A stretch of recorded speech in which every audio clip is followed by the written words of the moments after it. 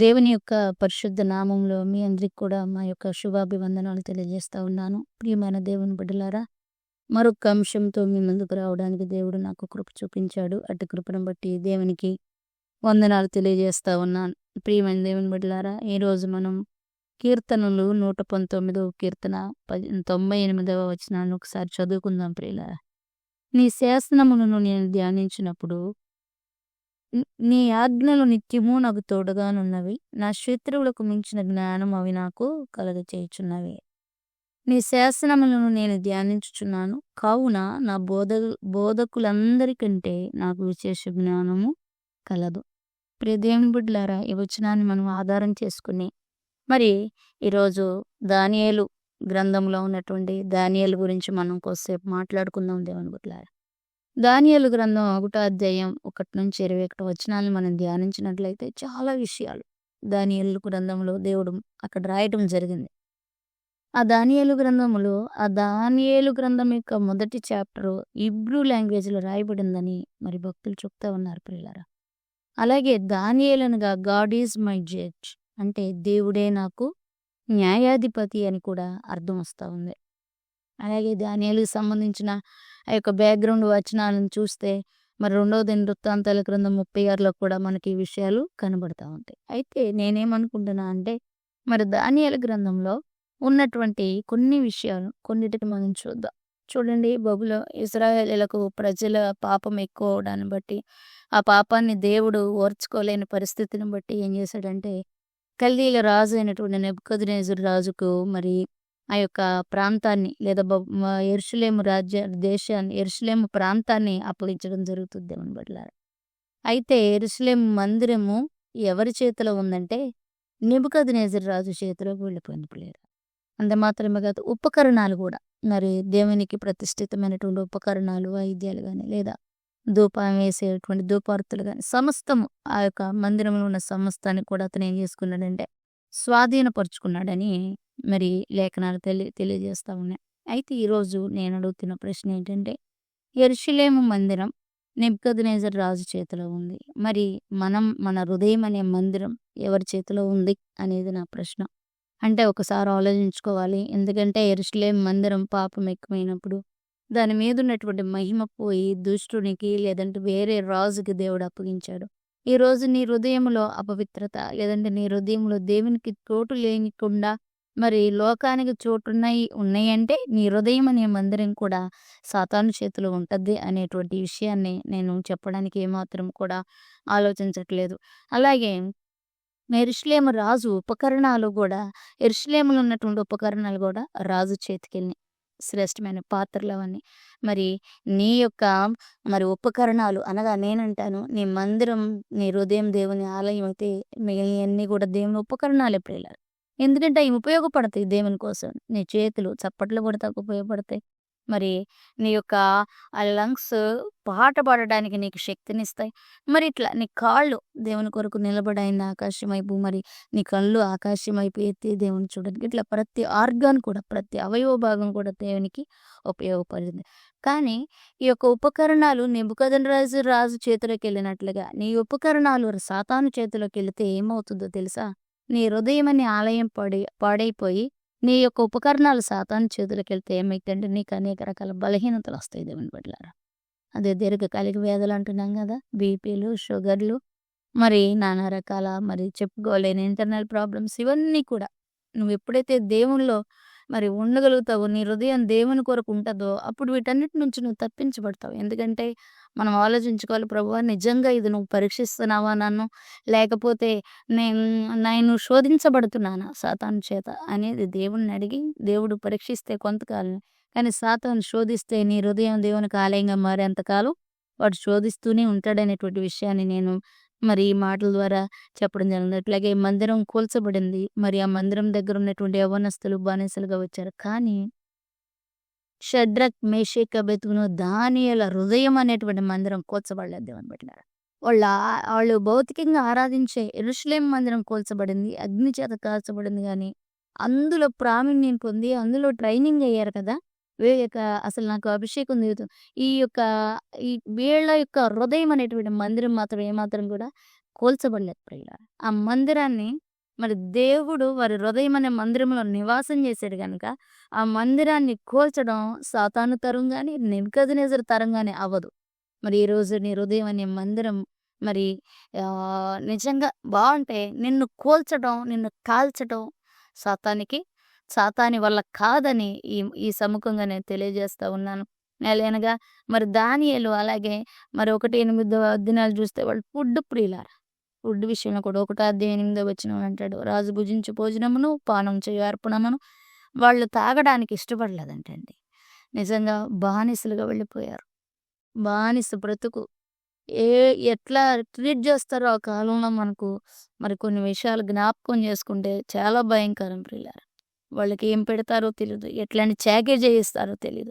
ఎందుకు మన ఇంట్లో పని మనిషి ఉంటే మనం పంచభక్ష పరిమాణాలు పెడతామా? పెట్టం. మనకు మిగిలిన సద్దన్నం మీద ఏస్తాం. అలాగే ఆ రోజు బానిస బ్రతుకు, దాసుని బ్రతుకు ఎలా ఉందో నాకైతే తెలీదు గానీ, వీళ్ళంట మరి ద ఆయన కల్దీల విద్యను నేర్పించు, తత్వజ్ఞానంలో నేర్పించమని మరి రాజు అడిగాడు. లోపం లేని సౌందర్యవంతులను ఎతికాడు ఇజ్రాయేలు ప్రజలు. అయితే వాళ్ళకి అనేక విద్యలు నేర్పించమని, మరి వాళ్ళకి మంచి ట్రైనింగ్ ఇమ్మని రాజు చెప్పడం జరిగింది ప్రియులారా. రాజు యొక్క గురి ఎవరి మీద ఉందంటే, ఈ నలుగురు బాలుర మీద ఉంది దేవుని బిడ్డలారా. ఈరోజు నువ్వు ప్రార్థనాపరుడవైతే, ఈరోజు నీ హృదయం అనే ఆలయం బాగుంటే, నీ యొక్క ఉపకరణాలనేటువంటి మరి ఆర్గాన్స్ అన్నీ కూడా దేవునికి ఉపయోగకరంగా ఉంటే గనక సాతాను నీ మీదే గురి కలిగి ఉంటాడు.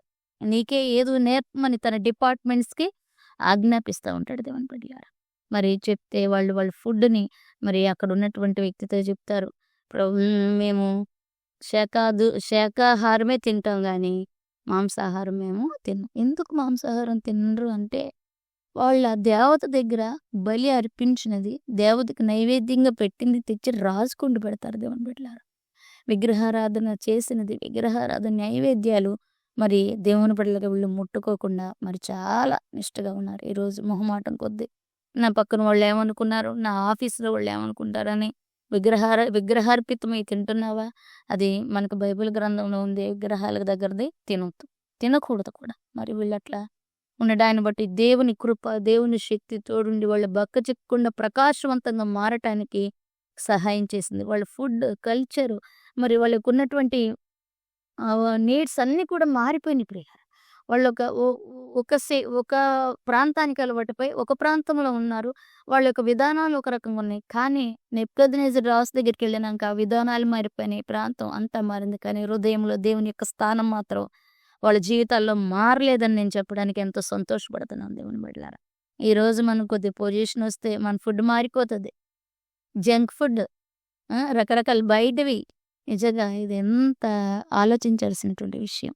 నిజమే తినటం మంచిదే కాదని నేను అనను. కానీ ప్రతి దానిలో కూడా ఏస్కేల్‌కైతే ఎంత భోజనం తీసుకోమని దేవుడు కొలత పెట్టాడండి ప్రియులారా. మనకు కూడా భోజన విషయంలో జాగ్రత్త పడాలి. మరి మనం ఏ ప్రాంతంలో దేవుడు మనల్ని ఏ స్థితిలో పెట్టినా ఆ స్థితిలో ప్రతి విషయమునందు కృతజ్ఞతాస్తుతులు చెల్లించమన్నాడు కదా! ప్రతి విషయంలో కూడా కృతజ్ఞతాస్తుతులు చెల్లించే వారంగా ఉండాలి. మందిరం కూలిపోయినప్పుడు వీరి యొక్క హృదయం అనే మందిరం కూలలేదు. వాళ్ళ ఆహార పదార్థాలకు, వాళ్ళ అలవాట్లకు దానియేలు, షద్రక్, మెషక్, అబేద్నెగోలు ఏమాత్రం కూడా లొంగిపోలేదు ప్రియులారా. అట్లాగే నిజంగా మనం ఆలోచిస్తే మరి మన చర్చెస్ అన్నీ కూడా బాగుంటున్నాయి దేవుని బిడ్డలారా. కలర్స్ ఏసి ఉన్నాయి. ఆరాధనలు జరుగుతున్నాయి. కానీ నేను అడుగుతున్నాను, నీ హృదయం అనే చర్చ్ బాగుంటుందా? కలర్‌ఫుల్‌గా ఉందా?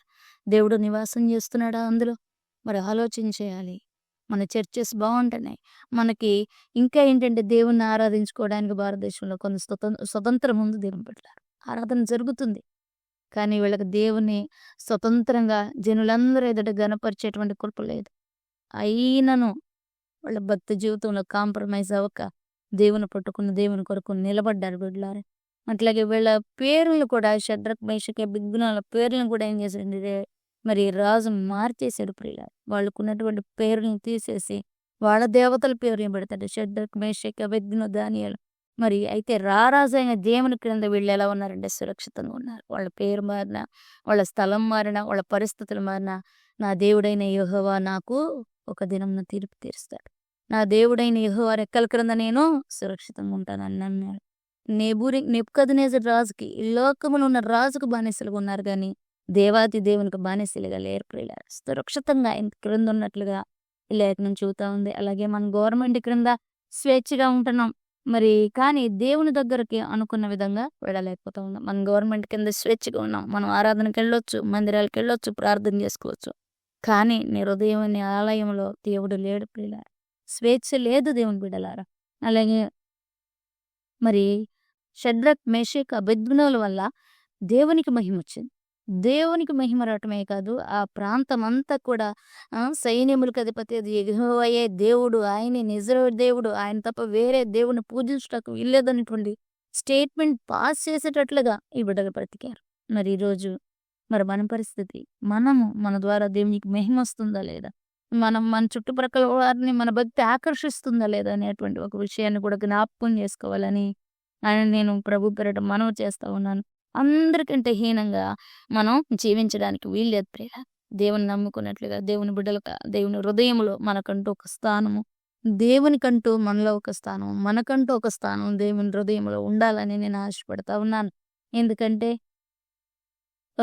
కీర్తనకారుడు అంటాడు 119:28లో, వ్యసనముల వలన నా ప్రాణము నీరైపోయింది. నిజమే, వ్యసనాలు ఎక్కువైపోతే ప్రాణం ఏమైపోయిందంటే నీళ్ళు గారిపోయిందంటే మన బిడ్డ.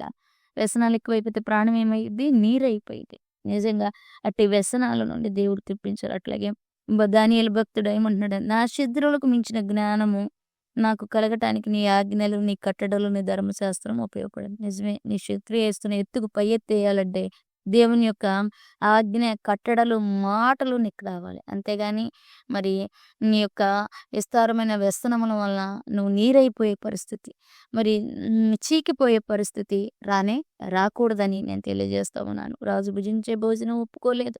మరి వారి దేవతల పేర్లకి వాళ్ళ పేర్లు మార్చినా కూడా వాళ్ళు మాత్రం హృదయములో, దేవుని హృదయం అనే మందిరములో మాత్రం సురక్షితంగా 70 సంవత్సరాలతో దానియేలు గ్రంథం 9:24లో 70 సంవత్సరాల 70 వారములు వాళ్ళకి విధించబడినటువంటి ఆ శిక్షను చాలా చక్కగా అనుభవించారు. ఎప్పుడు కూడా కాంప్రమైజ్ అవ్వకుండా దేవుని యందు దృష్టించి బ్రతికిన గొప్పవారు దేవుని బిడ్డలారా. మరి ఈరోజు నీకు లోకంలో స్వేచ్ఛ ఉంది. మరి నీ హృదయము లోకానికి అప్పగింపబడుతుందా? సాతాను చేతిలో ఉంటుందా? నీ ఉపకరణాలని ఆర్గాన్స్ సాతానికి బానిసలవుతున్నాయి. జ్ఞాపకం చేసుకో. దేవుడు ఎందుకు మాట్లాడుతున్నాడో ఈ స్థితిని ఒకసారి అర్థం చేసుకో. మరి యెరూషలేము మందిరం రాజు చేతిలోకి వెళ్ళిపోయింది. నీ హృదయం అనే మందిరం దేవుని చేతిలో ఉందా? లేకపోతే సాతాను యొక్క చేతిలో ఉందా? ఆలోచన చెయ్యి. నీ ఉపకరణ మరి దేవుడు నిన్ను పరీక్షిస్తానే శరీర అవయవాలు బలహీన అయినా, లేకపోతే సాతాను దెబ్బ కొడతాం వల్ల నీ శరీరం బలహీనమైందా? ఏబుని చూసారండి పరీక్ష ఏబికి.